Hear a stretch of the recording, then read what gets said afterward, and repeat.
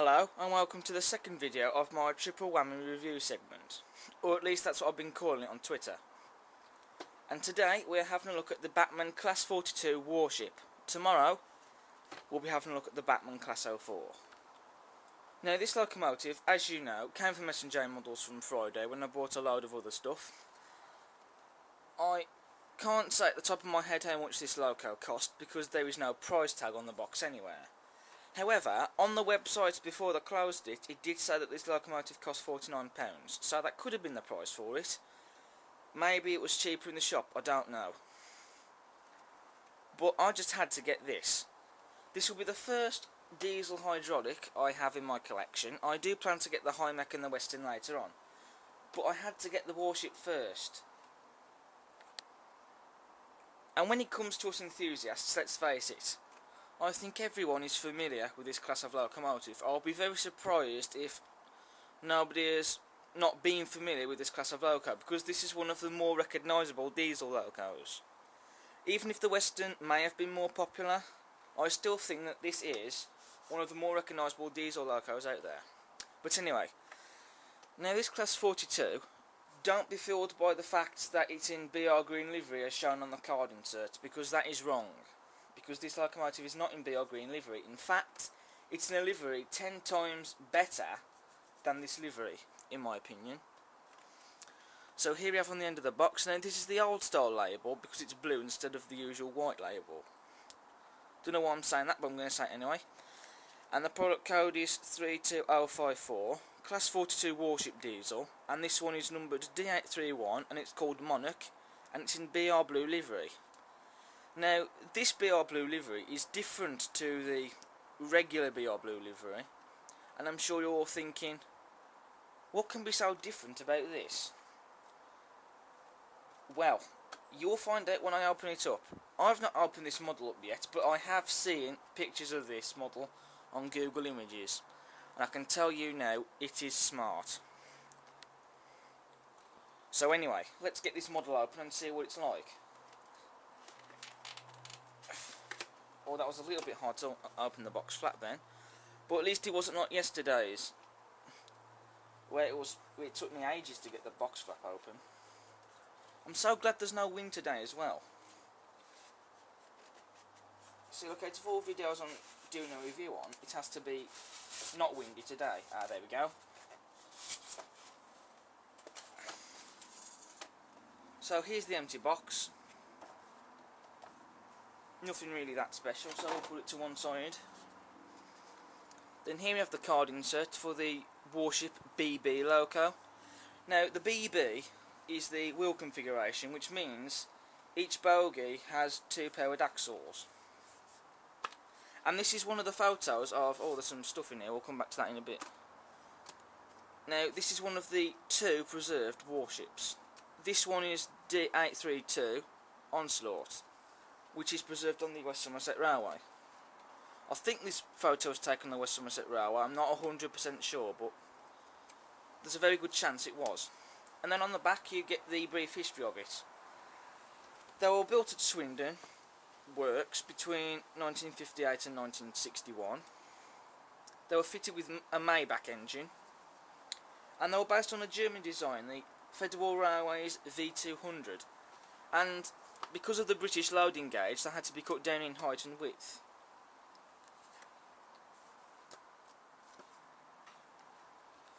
So that's quite useful. Even though it's not the entire history of the class, it's still very informal, even if it's in brief. Okay, so now we'll come on to the paperwork. So first of all we have the guarantee.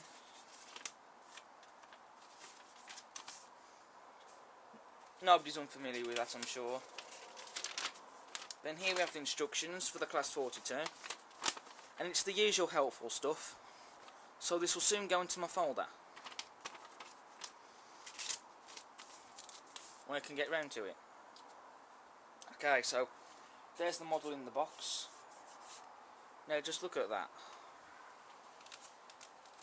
So here are the details. So we have, blimey, we have more than one bag in here. Okay, so first of all we'll look at these. Ah yes, now these are the air dams that fix on the Warship under the buffers.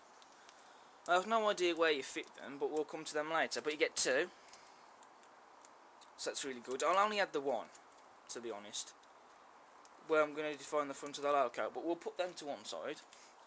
Then you have the usual buffer beam detail, which is wrapped in two bags, and it's the usual vacuum pipes and chain link couplings, etc.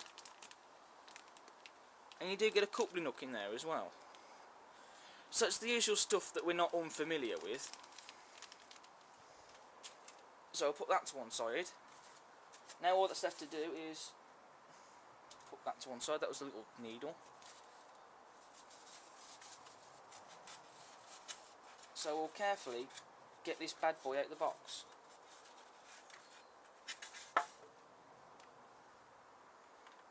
We'll put it down. Get rid of the polystyrene tray. And now we can have a look at the model in detail. Right, well, before we do, I'm going to give it a quick dusting down with an old of my sister's makeup brushes that she stopped using.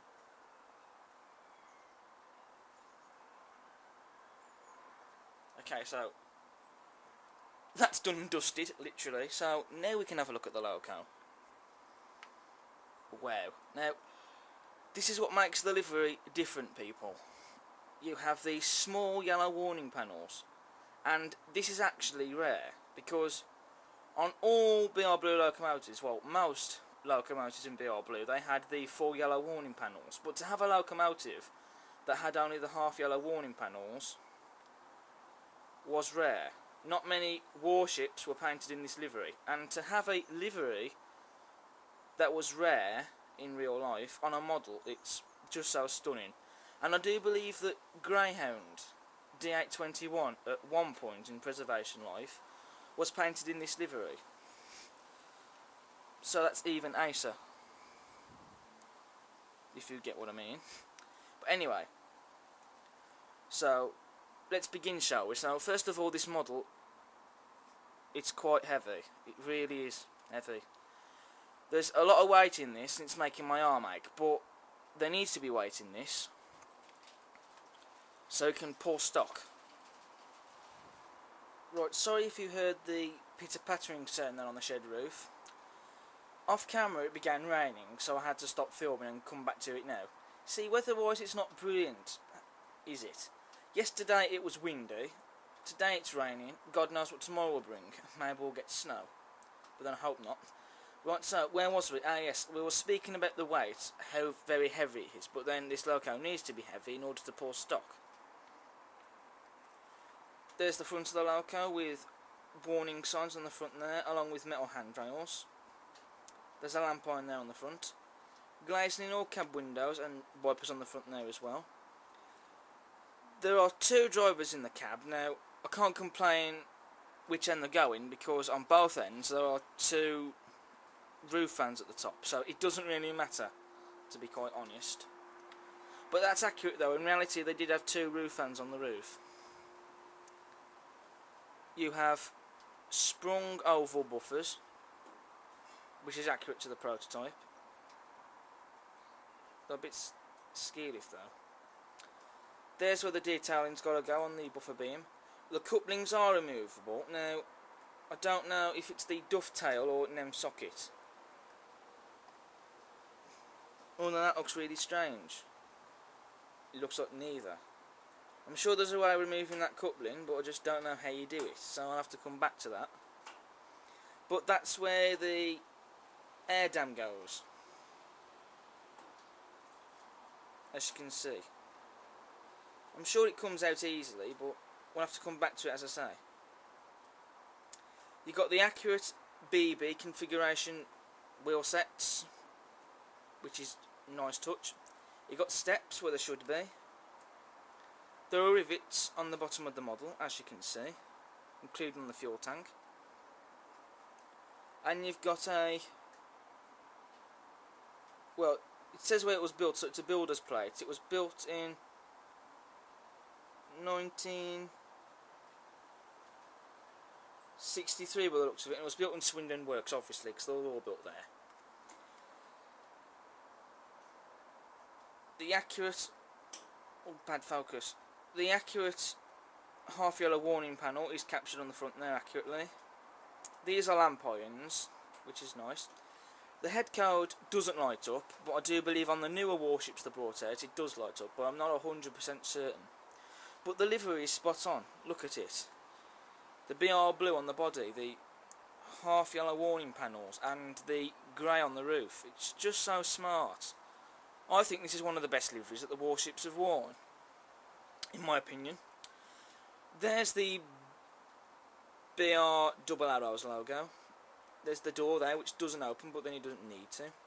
You've got handrails on the side there. There's the running number, D831. Glazes on these smaller windows here, and some more warning signs. Then you've got some very nice textured grills, which is very nice.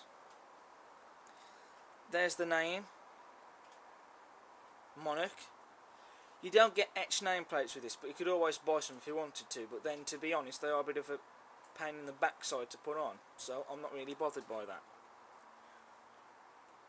And you got another warning, another BR logo there, and another warning sign where the door is.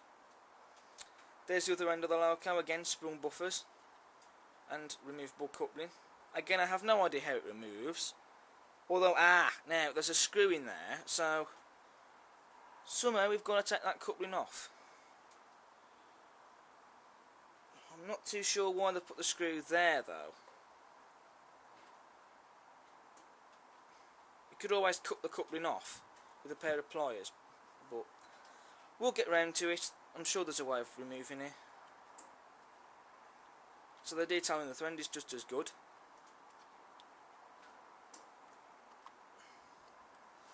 Then we turn it around to the other side, you've got the same detail.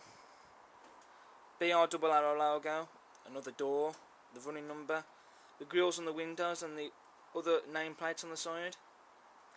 You've got these red circles as well under the running number. I'm not sure what they mean, but I'm sure someone could tell me. And then you've got the roof. There are rivets on the roof, as you can see. You've got two grills with the fans underneath, and they don't spin, but they don't really need to. And I know you can't see under them, but who cares? I don't. I do believe that's the exhaust. Or is that the exhaust? I don't know. It's got to be either one of them, but you get nice panels on the top there and all sorts of other detail that should be there, which is nice. You could always weather the top of the roof if you wanted to, but then I'm not going to do that because I think it would spoil the livery a bit, in my opinion.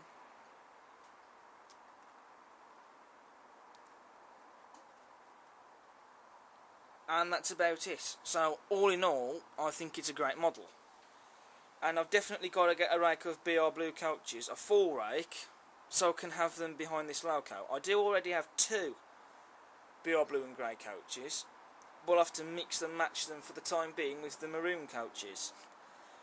So it's going to look like a very unusual train to some, but you'll just have to bear with. But then at some point, I do believe it was the early 60s, 50s, that's the way things were. That they did actually mix and match some of the stock. So that's quite good. But just look at the detail. For the lovers of the diesel hydraulics, you've got to get this model.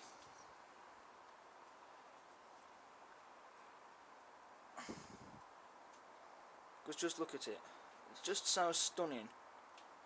It doesn't matter what livery you go for, but I think this is the best livery, in my opinion. Plus I don't have very many BR blue livery diesel, so this one adds to the livery, if you know what I mean. But anyway, we've looked at it in detail, now you know what's coming next. You guessed it, putting it on the tracks and seeing how it runs. Well, so here we are at the track, and we're putting my new Class 42 Warship onto the track. And that was easy. Let's just check she's on. Yep, she's on. So we'll give her a quick test before we drive her off. Oh yeah, she runs.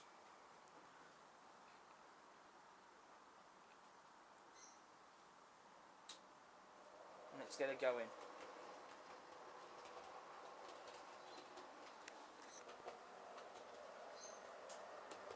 Well, she's running very smoothly. I can't hear any grinding noises. There's my new 24 that we looked at yesterday. And she's going through the tunnel. And out the other end. Over the level crossing and under the bridge.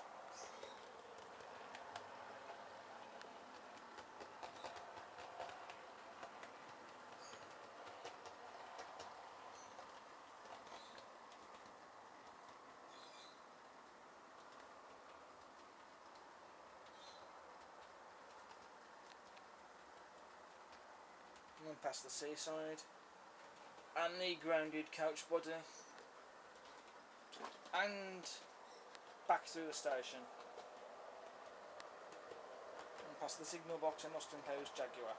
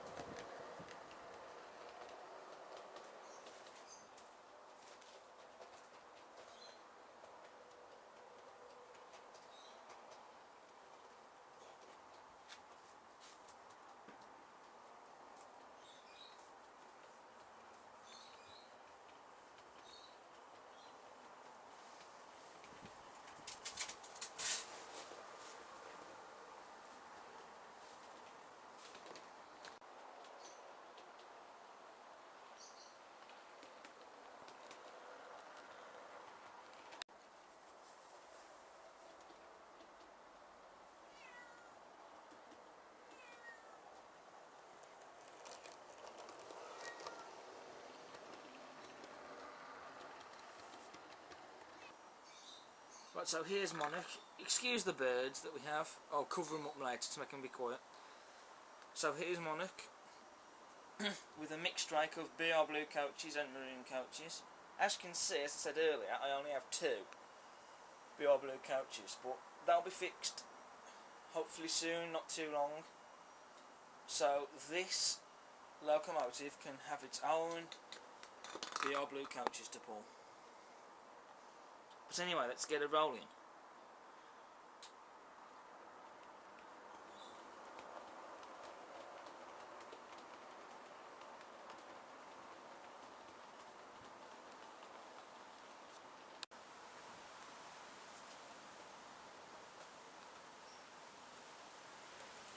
Now, even though it's a mixed rake, just look at how nice that looks. But I think it'll be even nicer once it has a full rake.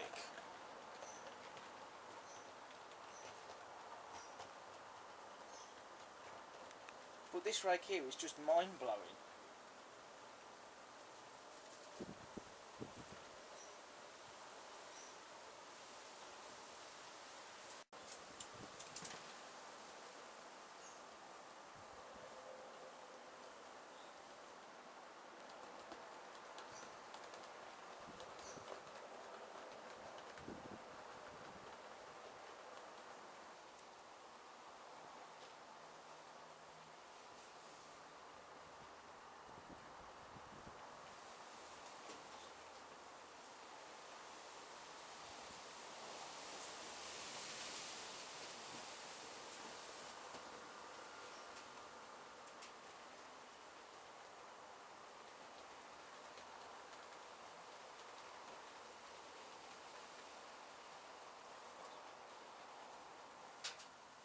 Right, so to sum it up, it's a great model. I just can't seem to pick a fault with it.